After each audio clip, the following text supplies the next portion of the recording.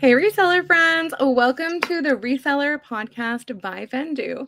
This is episode 5, Talking Taxes with Not Your Dad's CPA. So, welcome back. Vendoo is your one-stop shop for all things e-commerce, diving deep into the strategies, tools, and success stories that help you take your reseller business to the next level.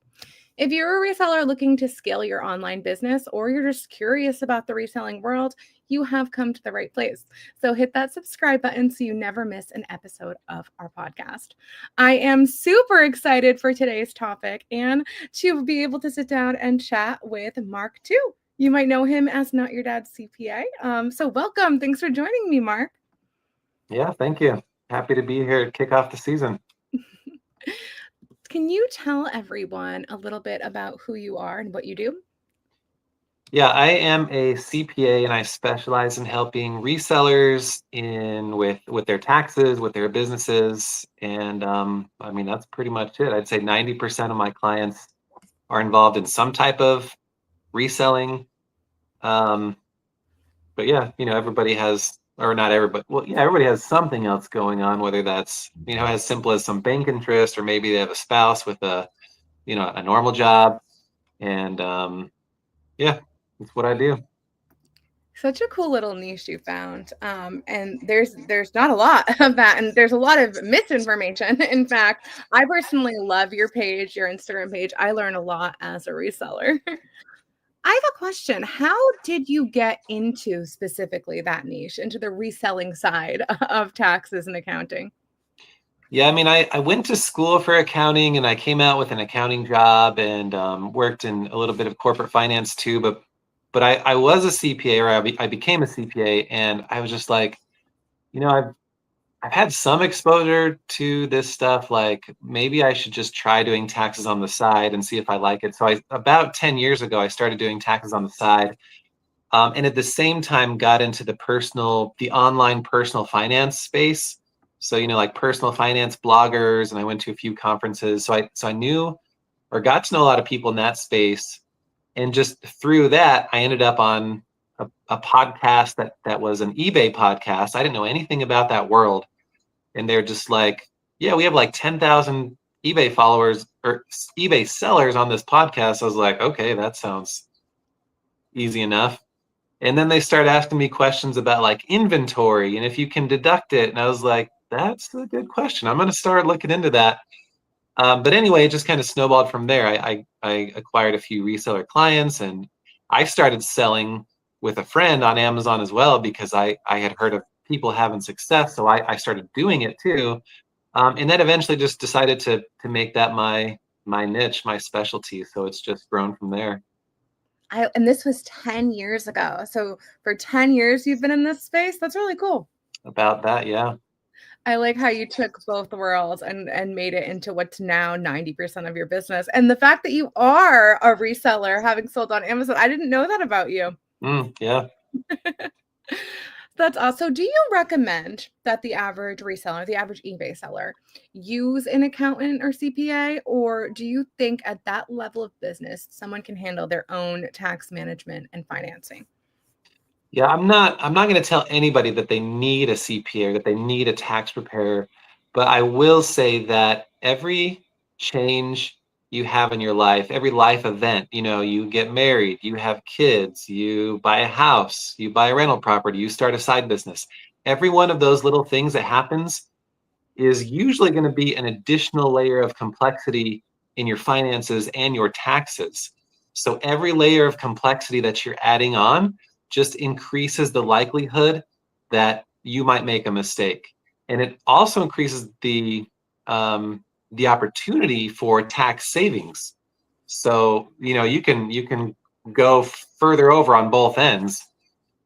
So yeah, with every layer of complexity you add, increases maybe the recommendation to use a professional. And you're not locked in, but I would say maybe at least just try it once. And I have a lot of clients who do certain things themselves, whether that's bookkeeping, or maybe they want to try taxes with me one time just to see how it's done, and they're really have a high attention to detail. So for some people it could be fine. But I've had others who come to me hesitantly, and then they're just like, "Oh my gosh, I had no idea what a relief that would be to give that to someone else, so I could just focus on my business." And this is a long answer, but it's a good question. It's something people really struggle with, and I get it. Like that's me. I wanted to do my own computer web stuff forever, even though I hated it. I don't want to spend whatever it was, even if it's a relatively small dollar amount. But just being able to hand that off now, and I have a virtual assistant who helps me with stuff, and I'm just like, I feel like I can't pay her enough because it's just such a relief not to have to deal with that stuff. And I know a lot of people feel about that with taxes, so you don't have to, but it's worth a try at least once, I think. I think that was a really good answer. It resonated with my personal experience too of why I should have gone to a professional sooner. Because, like you said, not only was I not doing things totally correctly, but I was missing savings. Taxes are complex, like you said. As things change, every little thing can have a different implication. We appreciate that perspective. It's not you have to. We just highly recommend at least considering consulting. Yeah, for sure. So let's talk about tracking expenses. I think that that's one thing most resellers, even if they go to someone for taxes, are doing themselves independently. In fact, most all of the ones I know do track their own expenses throughout the year, quarterly, etc. What main things, and again, just as a disclaimer for everyone, we're speaking generally. As Mark just said, everyone's circumstance is unique, and so many factors can contribute to taxes. But for the average eBay seller, to all of these questions, by the way, what main things should a seller be keeping track of on a monthly basis? It can be intimidating even to think about it. Everybody likes selling and sourcing and stuff, but then they're like, "Oh, what all that tracking stuff? What do I have to do?" It's I would say zoom way out. Like you just have to keep track of everything coming in and everything going out, like your income and your expenses. And it helps to have a separate bank account as a starting point. So it's all kind of separated and not mixed in with your personal stuff. But that's really it. You're tracking your sales, what's coming in, and the different expenses going out. So the expenses include your inventory, your supplies, software, whatever you're spending money on for your business. So the IRS, they want to see a record of those things, and ideally some type of substantiation of that record. So they call it documentary evidence. So a record is however you're keeping your books. Is that a pen and paper? Is that a bookkeeping program, or listing service like Vendoo? And then, like behind all those transactions, do you have the evidence? Do you have the receipt? If you don't have a receipt, do you have a picture? Do you have something? And then people always ask me like, okay, what about garage sales? I don't get receipts. I mean, in that case, the record is going to have to do. You could take a picture if you're buying stuff for a few bucks. It really doesn't matter. If you're buying a car from somebody, there's going to be evidence. So yeah, I'll stop there. I like the zoom out method, everything in and out. And I want to highlight once more a suggestion you made. It took me years to get a separate business bank account. Resellers, if you are listening, it is such a relief, like Mark said, because then your literal account statement is that pure record, right? It's not mixed with my personal debit card and, all the Dunkin' Donuts and Starbucks transactions. The whole thing is literally just everything in and out. It's divided. It's there. I mean, it alone doesn't necessarily suffice. You might need to organize some of that in your own spreadsheet or in Vendoo as we do, but it's been so helpful. And of course, Vendoo helps you keep track of a lot of these things when they come to inventory. That is, your inventory, your date of acquisition, and your cost of goods is available in Vendoo on the Vendoo form for each listing. And of course, you can download that, export that, and download it as a CSV, which will be compatible with any software you want to open it in, right? Whether it's Apple Numbers, Excel, Google Sheets, any tax prep software, QuickBooks, etc. I like that you just made it so simple though. Going out and coming in. I know it gets a little more complex as to what's deductible. We'll talk about that after. But let's talk about tracking. There's two common terms we hear all the time. We hear the cash method and the accrual method. And it's my understanding this is about tracking inventory expenses. So can you tell us more and kind of break those down? Yeah, in the reseller world, we're always thinking about inventory. But more generally, I'm going to zoom out again. So if you look at most most resellers are either sole proprietors or maybe single member LLCs, and all that activity goes on what's called a Schedule C of your individual tax form. That's just where you put your income and expenses. And if you look at that form, you'll see at the top it has a question. It says, do you use the cash or accrual method or something else? So that question is not referring specifically to inventory. So that question is asking, what's your overall accounting method, like for your sales, for all your expenses, excluding your inventory. So 99% of small businesses are going to check cash on that box. And I have some YouTube videos about this, but most small businesses are overall cash method. I mean, we don't really have to get too deep into what that means, but it basically just means you recognize income when you receive the cash, and you recognize expenses when the cash goes out. But inventory is a little bit different. So if you go on the second page of the Schedule C, they actually have a little some fields. That's a formula that you have to input everything, and the accrual method is built into the form for inventory, because historically the accrual method was the required method for inventory. And all that means is that you don't count or you don't recognize the deduction for inventory until you sell it. So you go out and you buy a bunch of inventory. You don't take the deduction when you buy it. You have to wait until you sell it. So that's the accrual method for inventory. So then a few years ago, they changed some of the tax rules that sort of opened the door for the cash method for inventory, which means you can deduct inventory when you purchase it rather than having to wait until you sell it. And it's good that this is recorded, because people, it might be helpful just to back this up 5 minutes and listen to this again.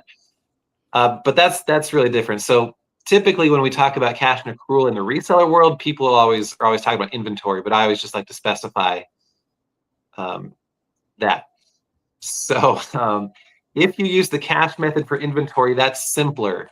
It doesn't require as much tracking, because you're just deducting everything as you purchase it. And then when you sell it, there's no additional impact. If you're using the accrual method, the tracking becomes a little more important, because you have to know what the original cost was of those items that are being sold. And there are different ways that you can track that. But that's sort of maybe a high level-ish view of what those terms mean with respect to inventory. I am for the record. Thank you. I am going to watch that again as a reseller myself. You explained it more clearly than I've understood it in the past, and it makes sense. So it seems like the core difference is whether you're taking the deduction at the time you leave the thrift store, having purchased $50 in items, versus having to retain those original costs of goods for each of the 7 items you got specifically to log it, because the actual purchase cost isn't deducted until the sale. Did I get it? You got it. You got it. Is there obviously one sounds easier, right? But are there any other pros, cons, or what your general recommendation would be if I was your client and said, Mark, which should I do? Yeah, I feel like it's a kind of an even split with my clients, but it's the cash method, the simpler method, is a good way to go if you value simplicity.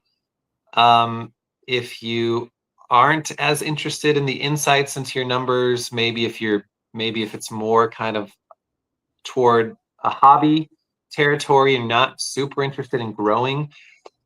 But if you're like, no, this is a business, I'm quitting my day job, I want to grow this thing, I want good insights to my numbers, then I would do the accrual method, because that does a better job at matching the deduction to the sale that it belongs to, That if that makes makes sense. it does perfectly. Especially what, like you said, insights. Insights are something we do at Vendoo. To get the most perfect analytics ever, it does require diligence in the exact original cost of goods, the exact sale price, marketplace fees, shipping, etc., which of course Vendoo makes it very easy to calculate. But with that, not only are your numbers perfectly matched, as you said, but it also does give you those business insights. and analytics for your business, which, separately are just a value and asset in and of themselves. But of course, whichever way you as a reseller are going to handle it, Vendoo can accommodate it. Let's talk something that briefly before we went live, we were talking about 1099K forms and talking about how now that they're being released with frequency and people are receiving them, there's more emphasis than ever for resellers to really make sure they are tax compliant. So just as an intro for anyone who doesn't know, those are the forms that the marketplaces will send you, and also the government, that says how much you made on their marketplace. Can you give a more sophisticated definition and a little explanation than I just did, Mark? I mean, that's pretty much it. And it's, well, and yeah, so the 1099K, it's the platforms or payment processors rather are required to send those to us, to the sellers, and also to report that information to the IRS. And the threshold in past years for them being required to send that has been $20,000. So like if you sell, or the more technical answer is like the amount of funds that are processed through your account, which isn't always sales. If you exceed that level and 200 transactions, then they had to send you a form. Then there was legislation introduced that says they were going to reduce that threshold down to $600. That's been delayed. So for 2024, the threshold is 5,000. They just announced that the threshold for 2025 is 2,500. And then they're like, okay, and then in 2026 and beyond, we'll start that $600 threshold. So we'll see if that actually happens or not. But regardless of what the threshold is, we're supposed to be paying taxes on our income, on our business activity, regardless of whether or not we get a form. The form just kind of lets us know that we're on the radar and that the IRS knows about it, and they might not know about it otherwise, but that doesn't mean we don't have to pay tax or report that tax. I'm glad you specified that, because that's a common misconception. Like, unless you get the form, you don't have to file. You don't have to claim. You have to file everything. Right? You have to file everything. It doesn't mean everything it will be applicable, but we're supposed to report everything. And it was impressive that you knew the chronology of that threshold, because I feel like every other month I read something different.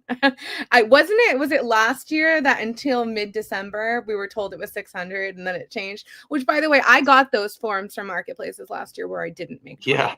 So probably because they were prepared to send them and had it ready.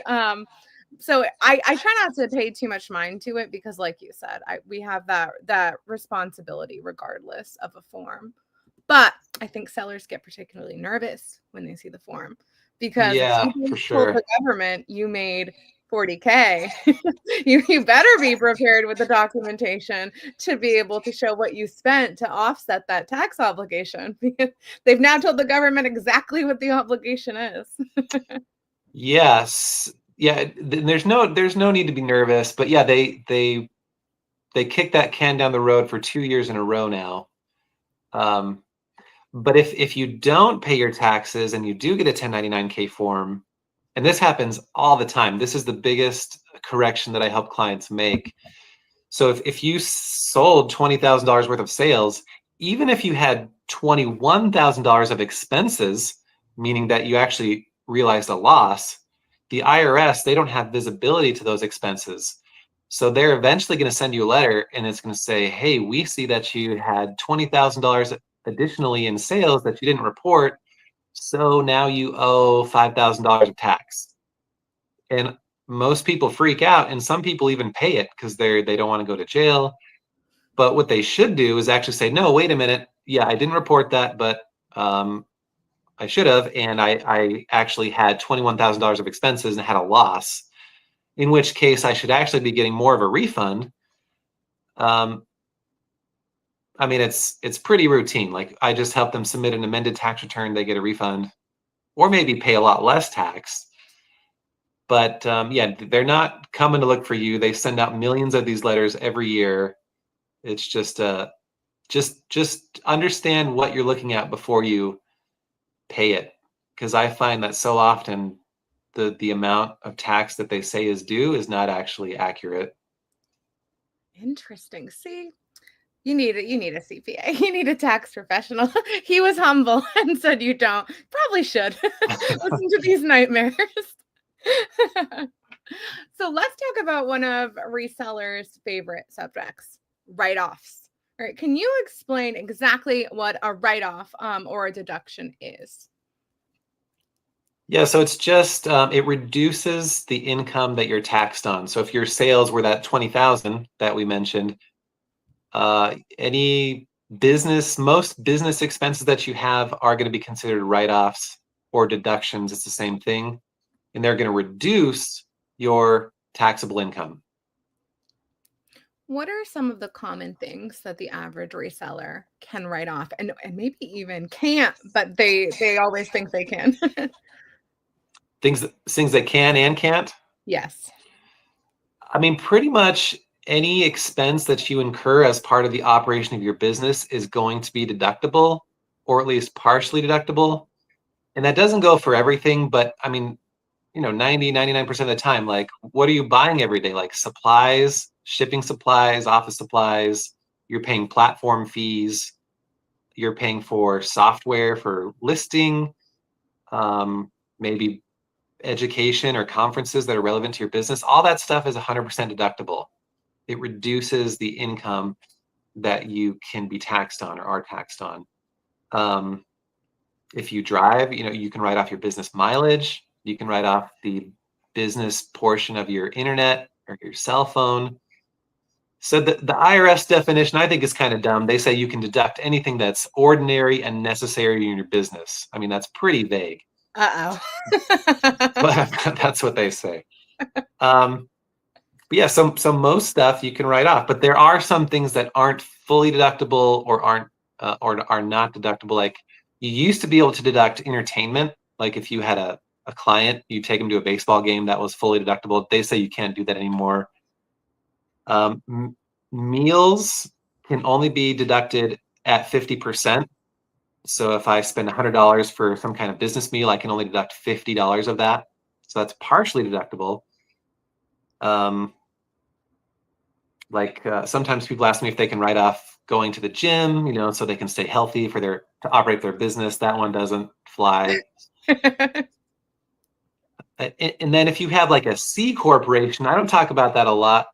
That's a whole different thing. Like you can offer some benefits to your employees and stuff, but that's typically not relevant.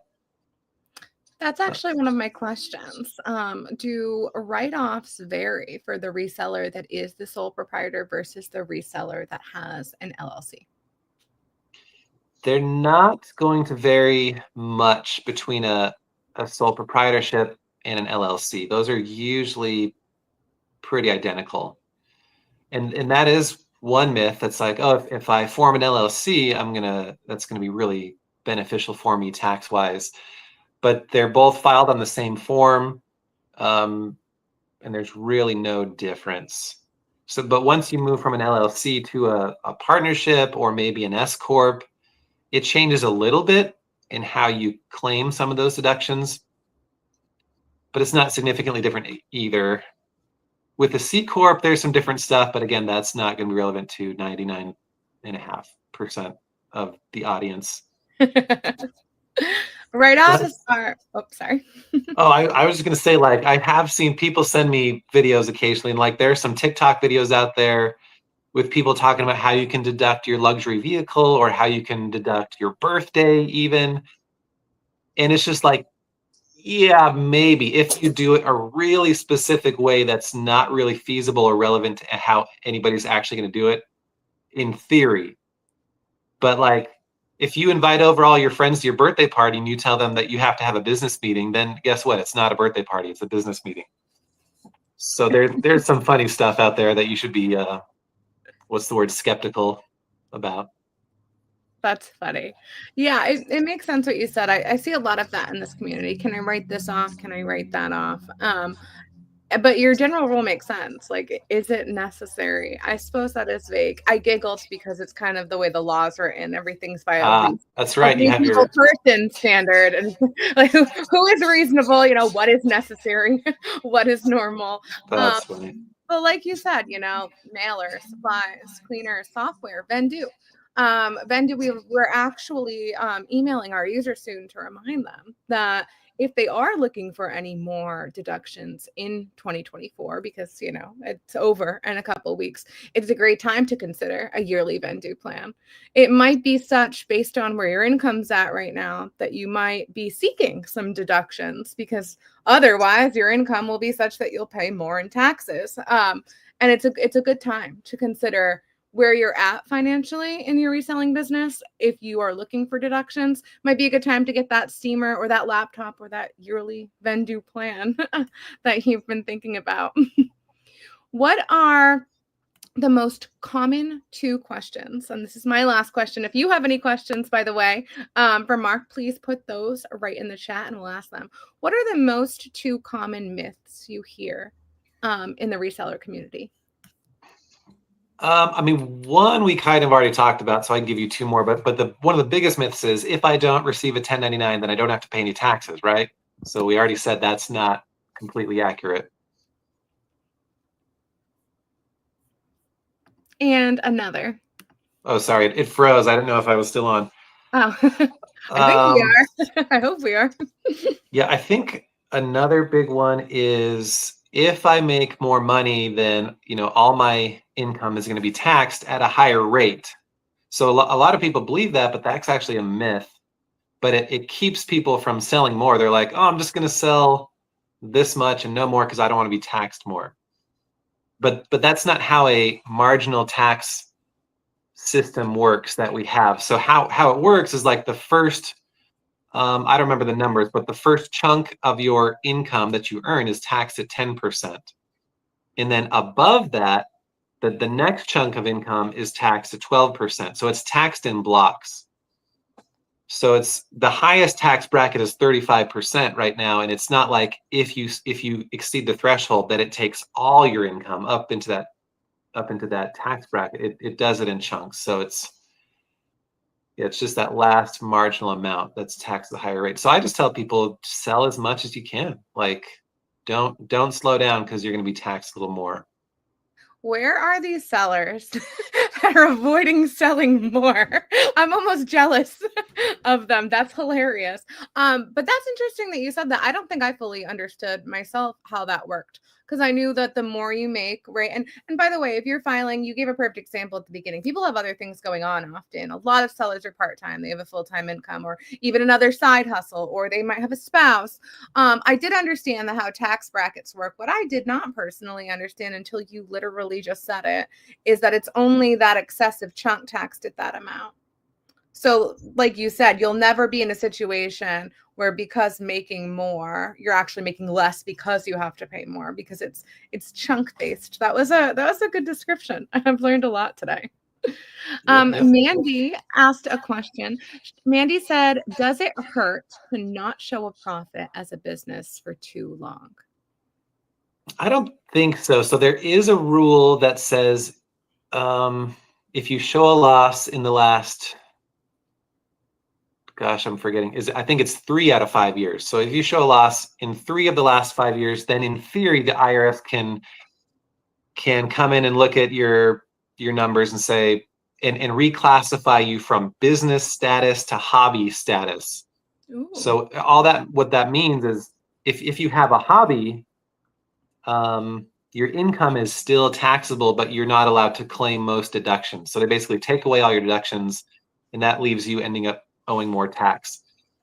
So in theory, that can happen. I've never heard of it happening. And if they did come and scrutinize you a little more in detail, all you have to do is show that you're a business, and you can show that you're a business by showing them that you're acting like a business, meaning you do have that separate bank account, meaning you do have Vendoo or a bookkeeping system. You're keeping records, and you can show them that you're actually in it with the intent to make a profit, and that's not hard to show. So that's not something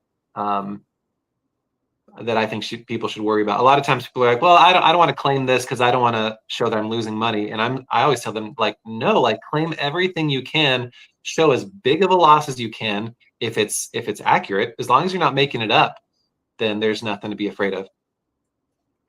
Good question and good answer. Here's another from the audience. Excuse me. The question from Thrifty NM is, what counts as income?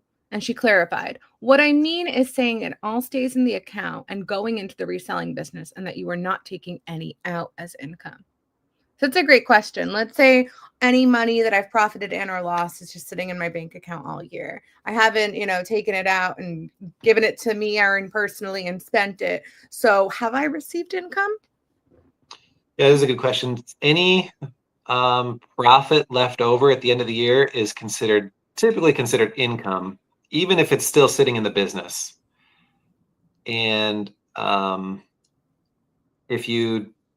you're taxed on it this year, even if you didn't take it out. But then next year, when you do take it out as a distribution or whatever, that distribution is not taxed because it was already taxed when you earned it.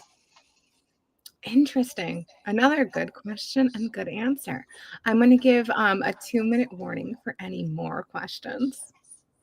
Someone asked in the audience, can I write off my home office on taxes? Yep, and that's another. Well, there's a popular myth about the home office. People are like, oh, I don't want to use the home office deduction because I've heard it's a red flag. So, I mean, everybody works from home these days. It's not a red flag. It's super common. There are requirements. So that's one that is only deductible in certain circumstances. So the main requirements are that you have to have a separate space. It doesn't have to be a whole room. It just has to be a space that you use regularly and exclusively for your business. So you can't use the same space for both your reselling, self-employment, and your day job. That would disqualify you. But if you have a warehouse or your garage that's just for your reselling stuff, or half your garage, you can incorporate that square footage to calculate that home office deduction for sure. Awesome.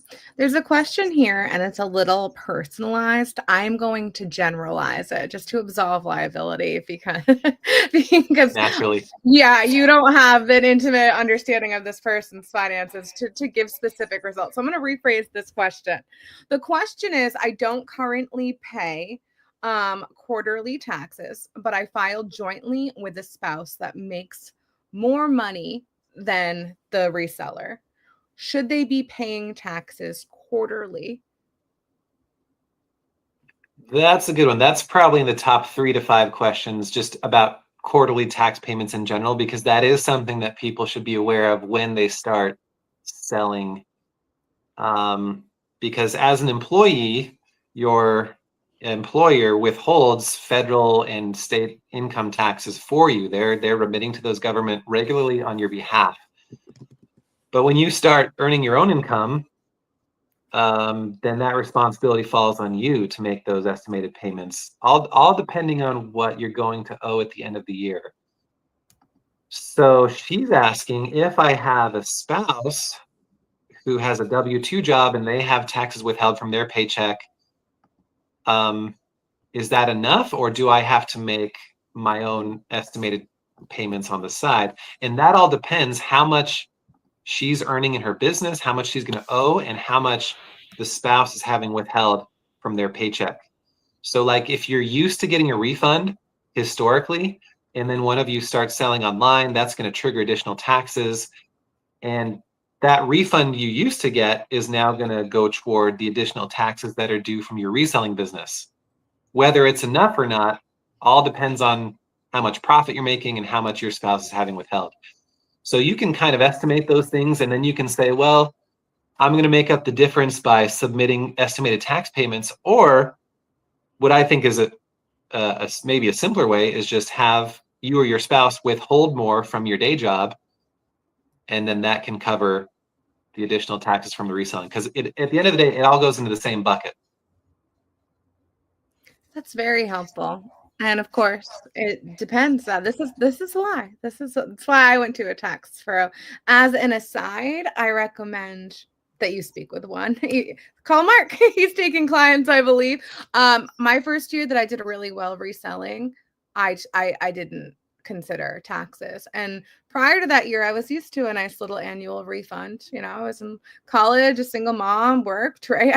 I paid the taxes, I got some back. That first year I did well. I walked into the office excited to see what I was going to make and came out crying because I had not set aside what I would owe. And I owed a lot more than I had in my account. So be on top of it. And we're going to take one last question because we're a little over. Appreciate your time so much.